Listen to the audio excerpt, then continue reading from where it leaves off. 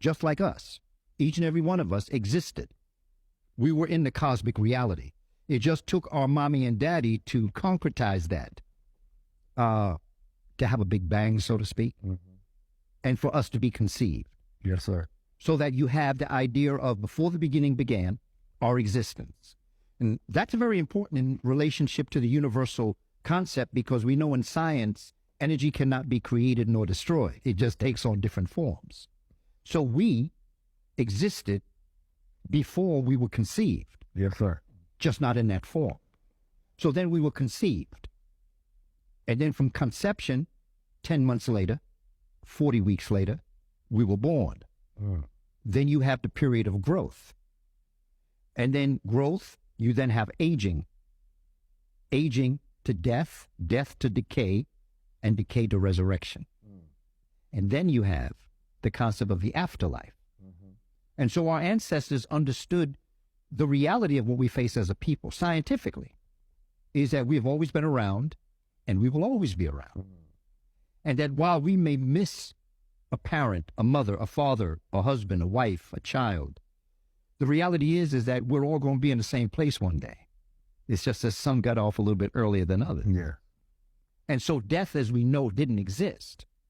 Death was another doorway to the eternal temple of immortality.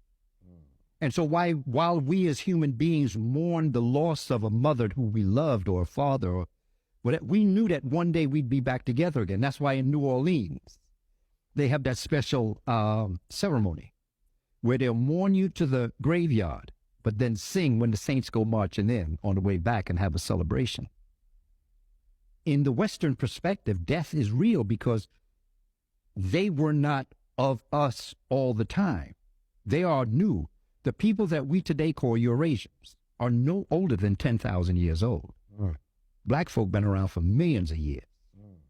There was a time on this planet where we were the only humans on this planet. Yes, sir. And as you said in your introduction, that fear that they have in their heart is one day we're going to realize it. And when our young people, this is why I reach out 19 Keys to our young people, because I want them to know, yeah, we got difficult days, but it's going to be all right. Yes, sir. You just got to keep on keeping on, realizing it ain't over till we win. Yes, sir.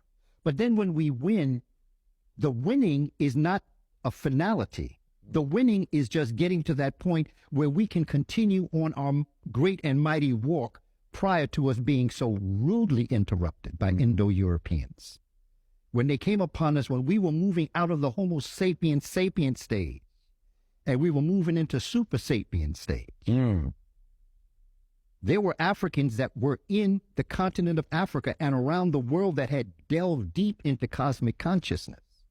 They had moved beyond the Homo sapiens sapient stage and moved into an intellect that dared to touch on what's called instinctive intuition. See, animals have instinct. Yes, sir. Humans have intuition. Yes, sir.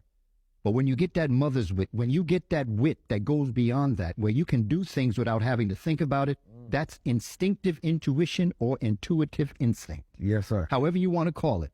But that is where Africans were heading when they had touched the hem of his garment. You see, when I listen to a lot of the gospel songs, I can see what that is. I can understand what they're saying. It sounds like it's coming out of the Christian faith, but it's coming out of hoodoo, brother. It's coming out of voodoo. It's coming out of candomblé.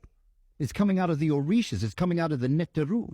It's coming out of that inside original human being that dwells within us. And if we were to ever be taught who we really are, the game is over.